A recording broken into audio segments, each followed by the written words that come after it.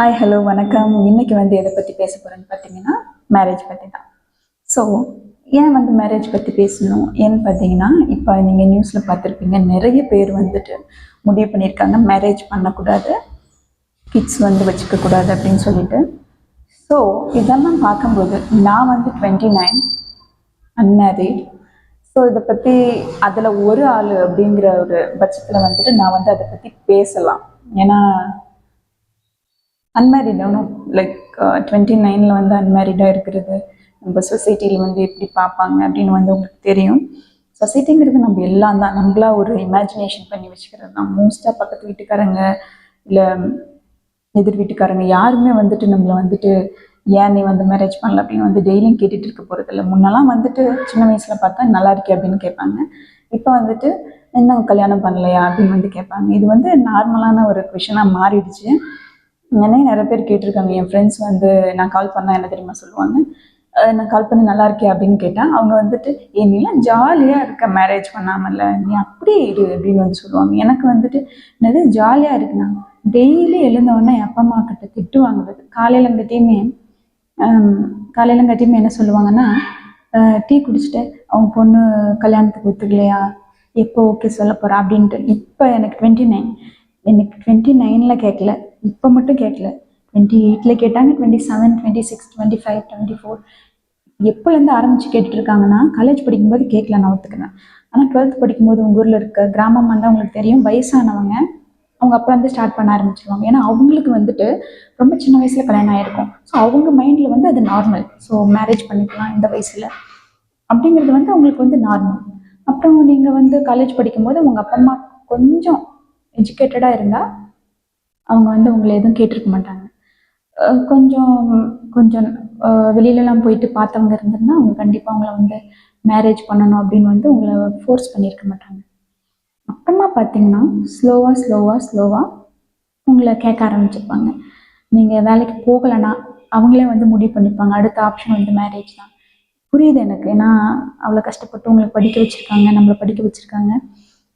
அவங்க நம்ம நல்ல ஒரு பொசிஷனில் இருக்கணும், நல்ல ஒரு லைக் எங்கே இருக்கும்போது லைக் 23, 24 இருக்கும்போது உங்களை மேரேஜ் பண்ணி வச்சிடணும். அப்போ தான் நல்ல பையன் கிடைப்பான். ஏன்னா நீங்கள் நல்லா இருப்பீங்களா 23, 24 எல்லாமே ஒரு உங்களோட ஸ்கின் ஹேர் எல்லாமே நல்லாயிருக்கும், உங்களோட பாடியும் நல்லாயிருக்கும். 29லேயும் நல்லா இருக்குன்னா நீங்கள் மெயின்டைன் பண்ணலாம். பட் நான் சொல்கிறது என்னென்னா, பேரண்ட்ஸோட தாட் அதுதான். நீங்கள் இப்போ தான் முடிச்சிருக்கீங்க, சரி உங்களோட எல்லாமே ஹெல்த்தியாக இருக்குது, உங்களோட பாடி ஹெல்த்தியாக இருக்குது, நீங்கள் மேரேஜ்க்கு ரெடி, நீங்கள் வேலைக்கு போகலாம் மேரேஜ், நீங்கள் வேலைக்கு போனீங்கனாலும் 2-3 வருஷம் ஒர்க் பண்ணிவிட்டு மேரேஜ் நல்ல பிளேஸில். இது பேரண்ட்ஸ் நினைக்கிறது தப்பு கிடையாது. பட் அவங்களோட டாட்டரோ இல்லை சன்னோ எந்த ஒரு மென்டாலிட்டியில் இருக்காங்க அப்படிங்கிறத அவங்க பார்க்குறது இல்லைன்னு தோணுது. யாருமே இந்த உலகத்தில் யாரோ ஒரு சில பேர் இருக்கலாம், எனக்கு பார்ட்னர் வேணாம், லவ்வர் வேணாம், எனக்கு ஒரு ரிலேஷன்ஷிப்பில் ஒரு கம்பெனி வேணான்னு நினைக்கலாம். பட் எல்லாரும் அப்படி கிடையாது. நிறைய பேர்த்துக்கு எனக்கு தெரிஞ்சு எனக்கு பார்ட்னர் வேணும் தான், பட் அது நம்ம வேணும் அப்படிங்கிறப்ப அது கிடைச்சாதான் நம்மளுக்கு ஹாப்பினஸ்ஸாக இருக்கும். அப்படி சொன்னால் என்ன சொல்லுவாங்கன்னா, நீ வயசான வேட்டு கல்யாணம் பண்ணிக்க போறியா, பாட்டியான வேட்டு கல்யாணம் பண்ணிக்க போறியா அப்படின்னு சொல்லுவாங்க. ஏன்னா எனக்கு 25, 26லேயே சில பேர் கேட்டிருந்தாங்க, இன்னும் கிளவியான வீட்டு கல்யாணம் பண்ணிக்க போறியா அப்படின்னு சொல்லிட்டு. கிளவி எனக்கு புரியல. அப்போ நிறைய பேர் சொல்லி கேள்விப்பட்டிருப்பீங்க, 50 வயசு 60 வயசுக்கு மேலே நான் பார்க்க வேண்டியது என்ன இருக்குது, நான் இப்போ போனால் கூட பரவாயில்ல அப்படின்னு சொல்லுவாங்க. எனக்கு புரியல. பார்க்க வேண்டியது என்ன இருக்குன்னா, கல்யாணம் அந்த எல்லாம் தான், அதெல்லாம் நீ பார்த்துட்டா எப்போ வேணால் செத்துடலாம். ஸோ ஒரு 12 வயசுல நீங்கள் ஒரு 18 வயசில் கல்யாணம் பண்ணிட்டீங்கன்னா நீங்கள் எல்லாம் பார்த்துட்டு எப்போ வேணால் செத்துடலாம். அப்படி தானே? எனக்கு புரியல ஏன் இப்படிலாம் சொல்கிறாங்கன்னு.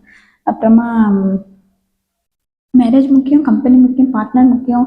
ஏன்னா இதெல்லாம் சேர்ந்து தான் சொசைட்டி, இதெல்லாம் சேர்ந்து தான் ஒரு கிராமம், அப்புறமா ஒரு சிட்டி, சொல்கிற மாதிரி வட்டம், மாவட்டம், எல்லாமே இந்த உலகமே. ஃபேமிலி இல்லாமல் இல்லை, ஓகேங்களா?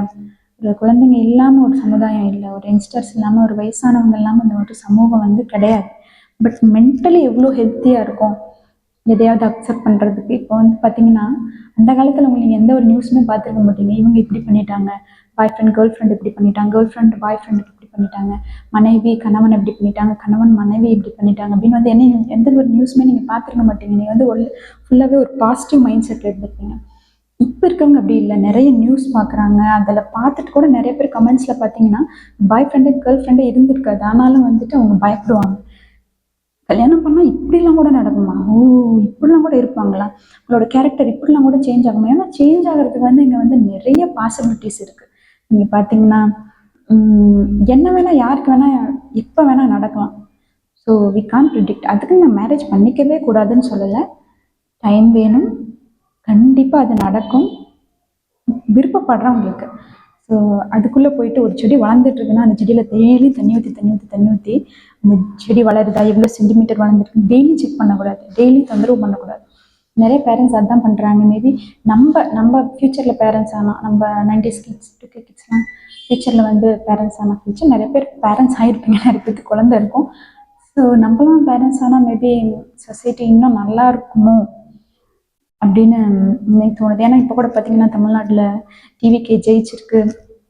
So because of youngsters, like youngsters அப்புறம் ஒரு 40 ஏஜ்க்குள்ளே இருக்கீங்க, 45 ஏஜ்க்குள்ளே இருக்கவங்க அவங்களாம் ஓட்டு போட்டதுனால தான் அவங்க ஜெயிச்சிருக்காங்க. ஏன்னா அவங்களோட மென்டாலிட்டி வந்து சேஞ்ச் ஆகிட்டே இருக்கு, அவங்க எப்படி யோசிக்கிறாங்க எல்லாமே. ஸோ அவ்வளோ பவர் இருக்குது. ஏன்னா யங்ஸ்டர்கிட்ட அவங்க கரெக்டாக யோசிக்கிறாங்க. அதே மாதிரி நம்புங்க, நாங்களும் கரெக்டாக யோசிப்போம் அப்படின்னு சொல்லிட்டு நம்பிக்கையாக நாங்கள் பண்ணலையா, மேபி நிறைய பேர்த்துக்கு வந்து மென்டல் ஹெல்த் சப்போர்ட் தேவைப்பட்டிருக்கலாம். அவங்க வந்து மேரேஜை ஒரு ஸ்கேரி திங் கூட பார்க்கலாம். அந்த ஸ்கேரி திங் ஏன் வருதுன்னா, நீங்கள் உங்கள் வீட்லேயே பார்த்துருப்பீங்க, இல்லை பக்கத்து வீட்டில் பார்த்துருப்பீங்க, உங்களோட பேரண்ட்ஸ் ஆகட்டும், உங்களோட பேரண்ட்ஸ் ஆகட்டும், இல்லை வேற யாராவது பக்கத்து வீட்டில் சண்டை போடுறது, உங்கள் பேரண்ட்ஸை சண்டை போடுறது, அதெல்லாம் வந்து உங்களுக்கு மேரேஜ் மேலே இருக்கிற வேல்யூஸை வந்து கம்மி பண்ண சான்சஸ் இருக்குது. So you need to talk with. இப்போ பார்த்தீங்கன்னா ஒரு பையன் வந்துட்டு டாக்ஸிக்கான ஒரு ஃபேமிலியில் வந்து வளர்னான்னா உங்கள் அம்மா அப்பா சண்டை போடுறதை பார்த்துருப்பான். வெளியில் அவனுக்கு வந்துட்டு பேசுறதுக்கும் சான்ஸ் கிடச்சிருக்காது ஒரு பொண்ணு கூட. ஸோ அவங்க எப்படின்னா நிறைய பேர்த்திட்ட பேசி தான் அதை வந்து அவங்கள கண்டுபிடிக்க முடியும்.